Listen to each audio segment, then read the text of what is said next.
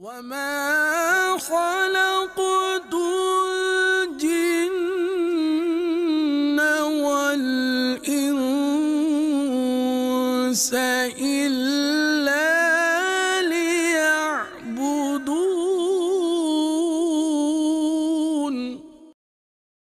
مدنی channel کے ناظرین، السلام علیکم ورحمۃ اللہ وبرکاتہ۔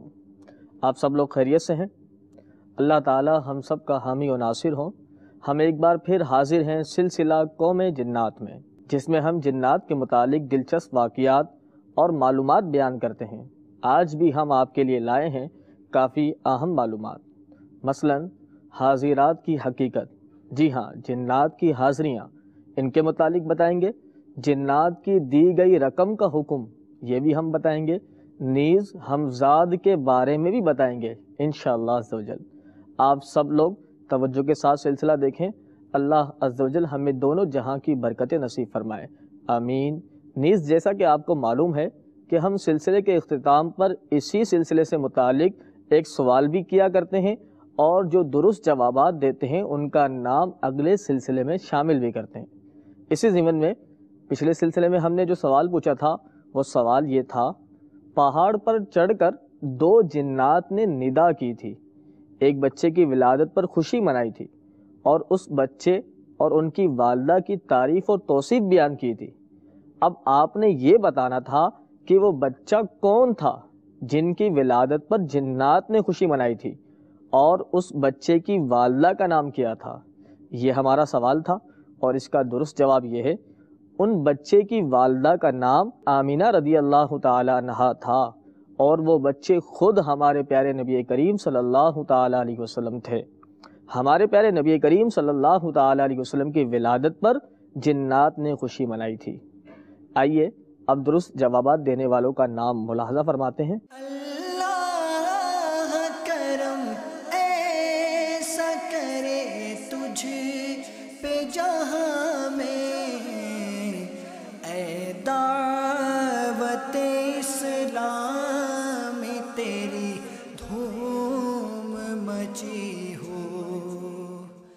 مدنی چینل کے ناظرین، اپنے سلسلے کا باقاعدہ آغاز کرتے ہیں درود پاک کی فضیلت سے۔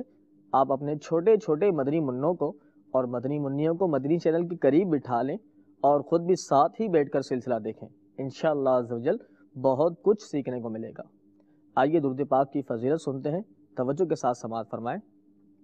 حضرت سیدنا امام محمد بن عبد الرحمن سخاوی علی رحمۃ اللہ الحاوی نقل فرماتے ہیں، اللہ عز و جل نے حضرت سیدنا موسیٰ کلیم اللہ علی نبینا وعلیہ الصلاۃ والسلام کی طرف وحی فرمائی کہ میں نے تجھ میں 10,000 کان پیدا فرمائے، یہاں تک کہ تو نے میرا کلام سنا، اور 10,000 زبانیں پیدا فرمائی جن کے ذریعے تو نے مجھ سے کلام کیا۔ تو مجھے بہت زیادہ محبوب اور میرے نزدیک ترین اس وقت ہوگا جب تو میرا ذکر کرے گا اور محمد صلی اللہ تعالی علیہ وسلم پر کثرت سے درود بھیجے گا۔ صلو علی الحبیب صلی اللہ تعالی علی محمد صلی اللہ تعالی علیہ وسلم۔ پیارے مدنی منوں اور منیوں، میرے مدنی چینل کے ناظرین، اب سنتے ہیں حاضریوں کے بارے میں۔ جی ہاں، بہت دلچسپ موضوع ہے، انشاءاللہ عز و جل معلومات بھی دلچسپ ہوں گی، تو سنیں۔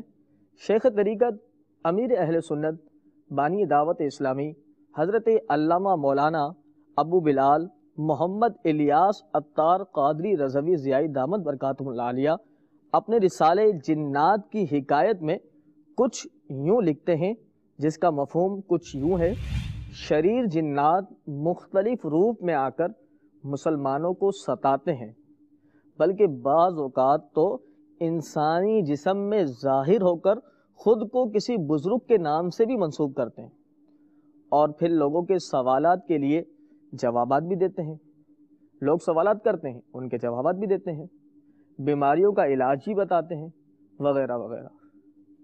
اسی کو فی زمانہ حاضری کا نام دیا جاتا ہے۔ چنانچہ ہمارے معاشرے میں آج کل جگہ بجگہ حاضرات کا سلسلہ زوروں پر ہے۔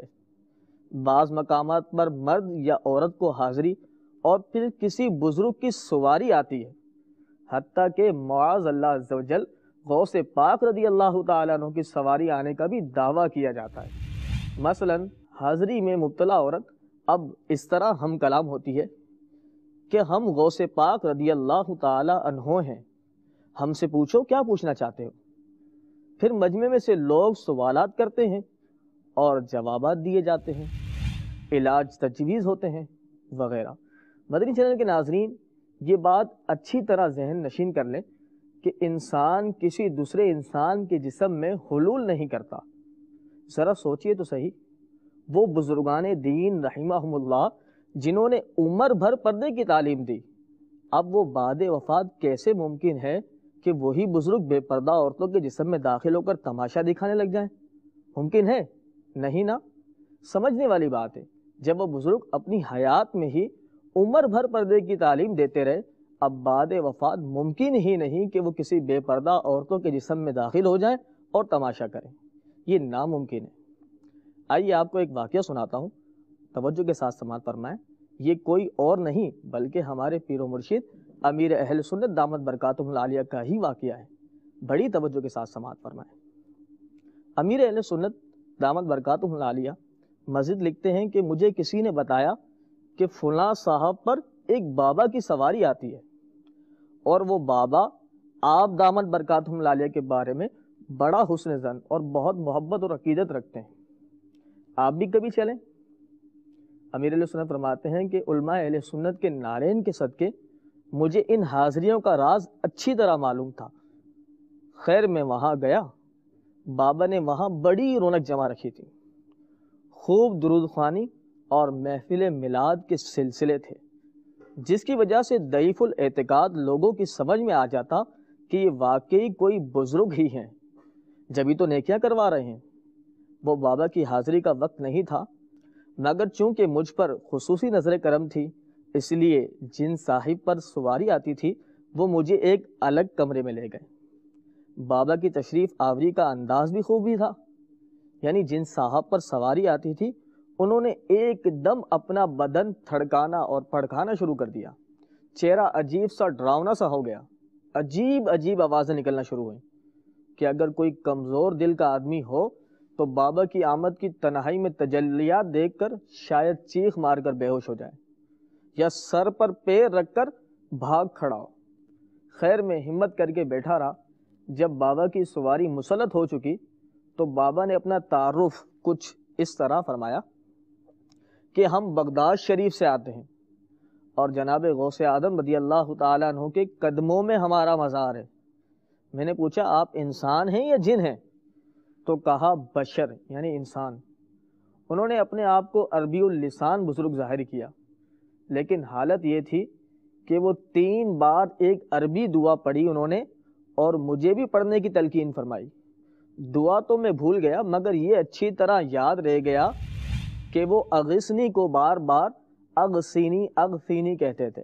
بہرحال اختتام پر میں نے ان کو دعوت دی کہ آپ ان صاحب کی وساست سے نہیں تنہا کبھی تشریف لائیں، پھر بات ہوگی۔ تو انہوں نے مجھ سے وعدہ فرمایا ہم آئیں گے ہم آئیں گے۔ میں نے کہا کب تشریف لائیں گے؟ تو پھر وہ ہم آئیں گے کہتے ہوئے تشریف لے گئے۔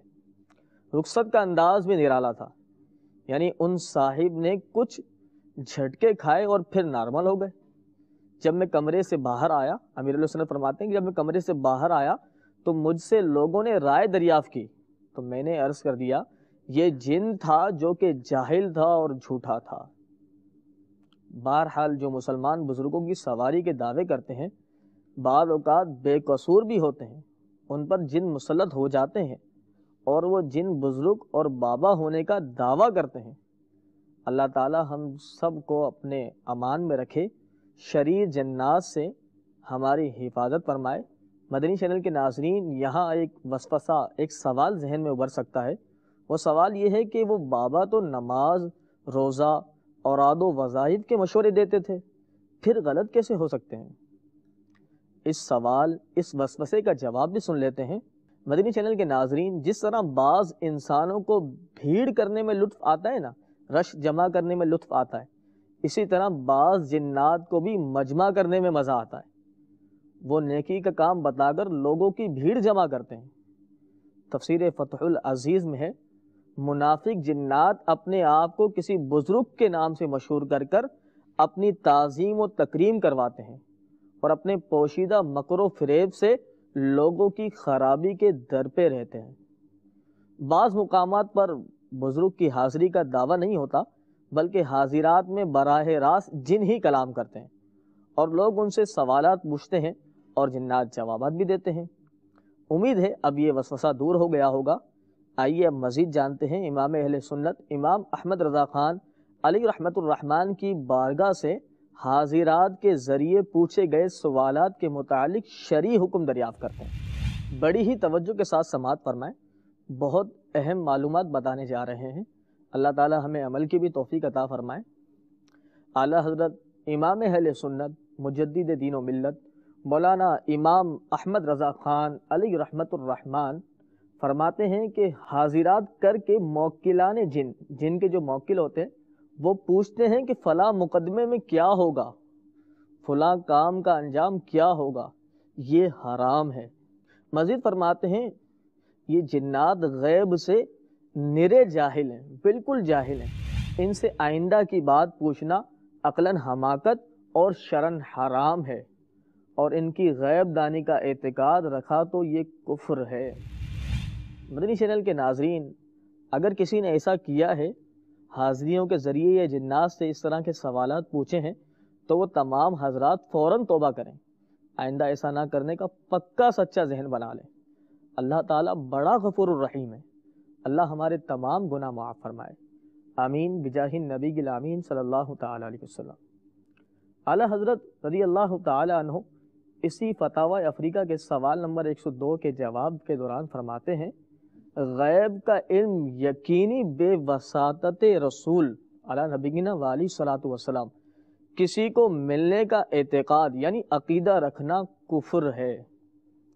اللہ عز و جل قرآن پاک میں ارشاد فرماتا ہے، ترجمہ کنز الایمان، غیب کا جاننے والا تو اپنے غیب پر کسی کو مسلط نہیں کرتا سوائے اپنے پسندیدہ رسولوں کے۔ مفسر شہیر حکیم الامت مفتی احمد یار خان نعیمی علی رحمت اللہ الغنی اس آیت کے تحت تفسیر نور العرفان میں لکھتے ہیں، انہیں یعنی پسندیدہ رسولوں کو خاص غیوب پر پوری اطلاع دیتا ہے اور اعلیٰ درجے کا کشف دیتا ہے۔ اگرچہ بعض اولیاء اللہ کو بھی علوم غیبیہ بخشے جاتے ہیں مگر نبی کے واسطے سے، پھر بھی نبی کا علم ان اولیاء کے علم سے اعلیٰ ہوتا ہے۔ مدنی چینل کے ناظرین، اگر کسی کے ذہن میں یہ وسوسہ آئے کہ بسا اوقات جنات گزشتہ حالات و واقعات کی درست اطلاع بھی دے دیتے ہیں، ایسا بھی ہوا ہے، جو وہ بتاتے ہیں وہ سچ ہو جاتا ہے، تو گھبرائے نہیں، اس کا جواب بھی ہے، آپ کو اس کا جواب بھی دے دیتے ہیں۔ امیر اہل سنت دامت برکاتہم العالیہ نے اس کا بہت ہی خوب جواب دیا ہے، توجہ کے ساتھ سماعت فرمائیں۔ جنات گزشتہ حالات کیسے بتا دیتے ہیں؟ شیخ طریقت امیر اہل سنت بانی دعوت اسلامی حضرت علامہ مولانا ابو بلال محمد الیاس عطار قادری رضوی ضیائی دامت برکاتہم العالیہ اس سوال کا جواب دیتے ہوئے لکھتے ہیں، یقیناً بسا اوقات جنات گزشتہ حالات کی درست اطلاعات دینے میں کامیاب ہو جاتے ہیں۔ مثلا آپ کو 10 سال قبل سخت بخار آ گیا تھا، یا آپ 15 سال قبل فلاں قبرستان میں ڈر گئے تھے، یا آپ کے بچے کو سر پر چوٹ آ گئی تھی، وغیرہ وغیرہ۔ گزشتہ حالات بتانے کی وجہ یہ ہے کہ یہ باتیں وہ حاضری کا جن آپ کے ہمزاد سے پوچھ لیتا ہے، تو ہمزاد کے ذریعے ملی ہوئی اطلاع کو علم غیب نہیں کہتے۔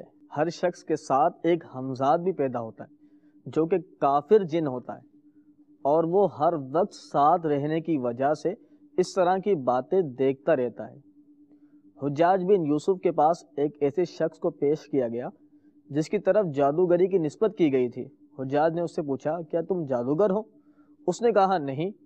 تو حجاج نے کچھ کنکریاں لی اور ان کو گننے کے بعد، ان کی گنتی کرنے کے بعد مٹھی بند کر لی اور پوچھا میرے ہاتھ میں کتنی کنکریاں ہیں؟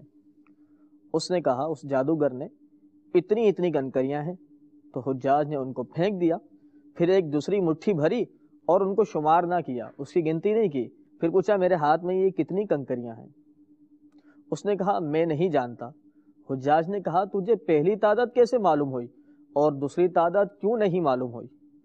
تو وہ کہنے لگا ان کی تعداد آپ جانتے تھے تو آپ کے وسواس یعنی وسوسہ ڈالنے والے کو علم ہو گیا، پھر آپ کے وسواس نے میرے وسواس کو بتا دیا، اور یہ دوسری مٹھی کی تعداد آپ کو نہیں معلوم تھی تو آپ کے وسواس کو بھی اس کا علم نہ ہوا، اس لیے اس نے میرے وسواس کو خبر نہیں دی تو مجھے بھی اس کا علم نہ ہو سکا۔ دیکھا مدنی چینل کے ناظرین، آپ نے جنات کو کیسے پتہ چل جاتا ہے۔ ماضی کے بارے میں آپ نے سنا، نیز ہمزاد کے بارے میں بھی سنا۔ اب جانتے ہیں یہ ہمزاد ہے کیا چیز، ہمزاد کیا ہوتا ہے، ہمزاد کے بارے میں جانتے ہیں۔ اعلیٰ حضرت امام اہل سنت مولانا شاہ احمد رضا خان علیہ رحمت الرحمن فتاوی رضویہ جلد 21 میں فرماتے ہیں، ہمزاد از قسم شیاطین ہے، شیطان کی قسم میں سے ہوتا ہے۔ وہ شیطان کہ جو ہر وقت آدمی کے ساتھ رہتا ہے، وہ مطلقاً کافر ملعون ابدی ہے، سوا اس کے جو حضور اقدس صلی اللہ تعالی علیہ وسلم کی بارگاہ میں حاضر تھا، وہ برکت صحبت اقدس سے مسلمان ہو گیا۔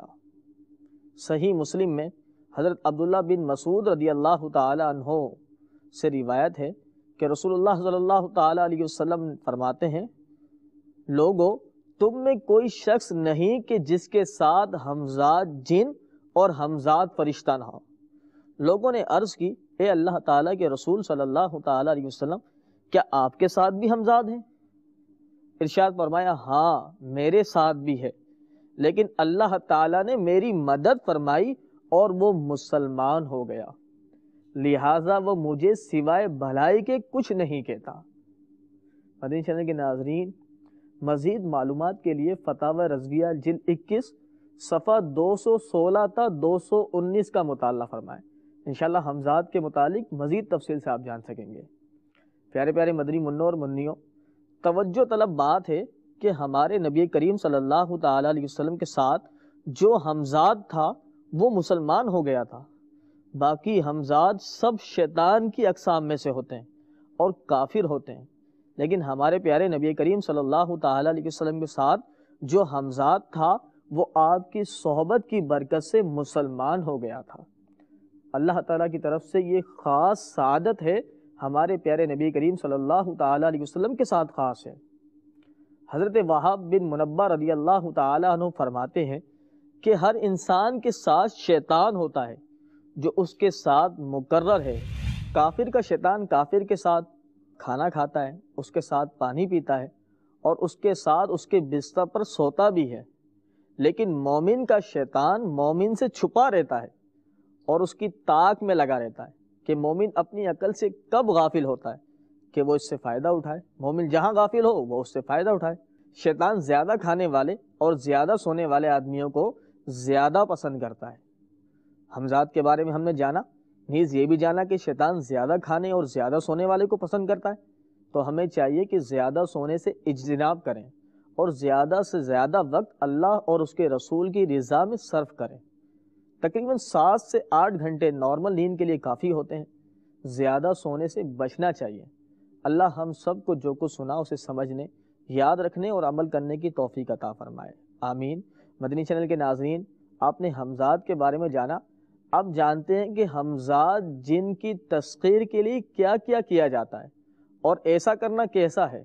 مثلا ہمزاد جن کی تسخیر کے لیے عمل کرنا کیسا، اس بارے میں حکم شرعی بیان کرتے ہوئے اعلیٰ حضرت امام اہل سنت مجدد دین و ملت الشاہ مولانا احمد رضا خان علیہ رحمت الرحمن فتاوی رضویہ کی جلد 21 صفحہ 216 پر لکھتے ہیں، اس کی تسخیر یعنی ہمزاد جن کی تسخیر جو سفلیات یعنی جادو سے ہو تو وہ حرام قطعی ہے، بلکہ اکثر صورتوں میں کفر ہے۔ وجہ اس کی کیونکہ یہ بغیر اس کی خوشامد، بغیر اس کی تعریفیں اور اس کی مرضیات کے نہیں ہوتی، اور جو علویات سے ہوں تو اگرچہ یہ بصورت وسوطت ہے یعنی دبدبہ ہے، مگر اس کا ثمرہ غالباً اپنے کاموں میں شیطان سے ایک نوع استعانت یعنی مدد طلب کرنے سے خالی نہیں۔ علویات سے بھی ہوگی تو اس میں بھی شیطان سے مدد طلب کرنے سے یہ خالی نہیں ہوگی۔ مزید لکھتے ہیں، کافر شیطان کی صحبت احوال کی تبدیلی اور گمراہی پیدا ہونے کا سبب ہے۔ حضرت سیدنا شیخ اکبر رضی اللہ تعالیٰ عنہ فرماتے ہیں کہ کم از کم وہ ضرر یعنی وہ نقصان کہ جو صحبت جن سے ہوتا ہے وہ یہ ہے کہ آدمی متکبر ہو جاتا ہے، والعیاذ باللہ۔ تو راہ سلامت اس سے ہے کہ بندہ ان سے دور ہی رہے، العیاذ باللہ تعالی، واللہ تعالی عالم۔ دست غیب اور مصلح کے نیچے سے اشرفی کا نکلنا، اس حوالے سے سنتے ہیں۔ اعلیٰ حضرت امام اہل سنت مجدد و دین و ملت الشاہ مولانا احمد رضا خان علی رحمت الرحمن جلد 21 صفحہ 218 پر لکھتے ہیں، ہاں دست غیب اور مصلح کے نیچے سے اشرفی نکلنا صحیح ہے، مگر اس عملداری میں کمیاب بلکہ نایاب ہے۔ دست غیب کے نہایت درجے کا حاصل اب صرف فتوح ظاہرہ و وسعت رزق ہوتا ہے۔ پھر اگر دست غیب اس طرح ہو کہ جن کو تابع کر کے اس کے ذریعے لوگوں کے مال معصوم منگوائے جائیں تو یہ اشد سخت حرام کبیرہ ہے، اور اگر سفلیات سے ہو تو قریب با کفر ہے، اور علویات سے ہو علویات سے ہو تو یہ خود یہ شخص مارا جائے گا یا کم از کم پاگل ہو جائے گا یا سخت امراض و بلایات میں گرفتار ہو جائے گا۔ اعمال علویہ کو ذریعہ حرام بنانا ہمیشہ ایسے ثمرات لے کر آتا ہے، اور اس کے حرام قطعی ہونے میں کیا شبہ ہے؟ کوئی شبہ نہیں ہے۔ اللہ تبارک و تعالیٰ قرآن مجید میں ارشاد فرماتا ہے، ترجمہ کنز الایمان، اور آپس میں ایک دوسرے کا مال ناحق نہ کھاؤ۔ مزید اعلیٰ حضرت علی رحمت رب العزت فرماتے ہیں، اور اگر کسی دوسرے کی ملک معصوم نہ لائی جاتی ہو بلکہ خزانہ غیب سے اس کو کچھ پہنچایا جائے یا مال مباح غیر معصوم، اور وہ جن کے مسخر کیا جائے مسلمان ہو نہ کہ شیطان، اور اعمال علویہ سے ہو نہ کہ سفلیہ سے، اور اسے منگا کر مصارف محمودہ یعنی اچھی جگہوں پر یا مباحہ میں صرف کرے، نہ کہ معاذ اللہ حرام اور اسراف میں، تو یہ عمل جائز ہے، اور جو اس طریقے سے ملے اس کا صرف کرنا بھی جائز ہے، کہ جس طرح کسب حلال کے اور مختلف طریقے ہوتے ہیں اسی طرح یہ بھی ایک طریقہ ہے۔ مدنی چینل کے ناظرین، اسی طرح جنات کی دی ہوئی رقم جو جنات کسی کو دیں اس کا کیا شرعی حکم ہے، آئیے یہ بھی جانتے ہیں۔ اعلیٰ حضرت امام اہل سنت مجدد و دین و ملت الشاہ امام احمد رضا خان علی رحمت الرحمن سے پوچھا گیا ایک سوال میں کہ عورت کے اوپر جن آتا ہے اور وہ اعلانیہ اس کو دیکھتی ہے اور اس کے پاس آ کر روپے وغیرہ نوٹ دے کر جاتا ہے، تو آیا اس نوٹ اور روپوں کو صرف کرنا چاہیے یا نہیں، اور استعمال میں لانا شرعاً جائز ہے یا نہیں؟ آپ علی رحمت الرحمن جواباً ارشاد فرماتے ہیں، وہ جن جو کچھ اس عورت کو دیتا ہے اس کا لینا حرام ہے کہ وہ زنا کی رشوت ہے۔ در مختار میں ہے کہ آپس میں معاشقہ کرنے والے جو کچھ بھی دیں وہ رشوت میں شمار کیا جائے گا، اگر وہ لینے پر مجبور کرے لے کر فقراء پر تصدق کر دیا جائے، اپنے صرف میں لانا حرام ہے۔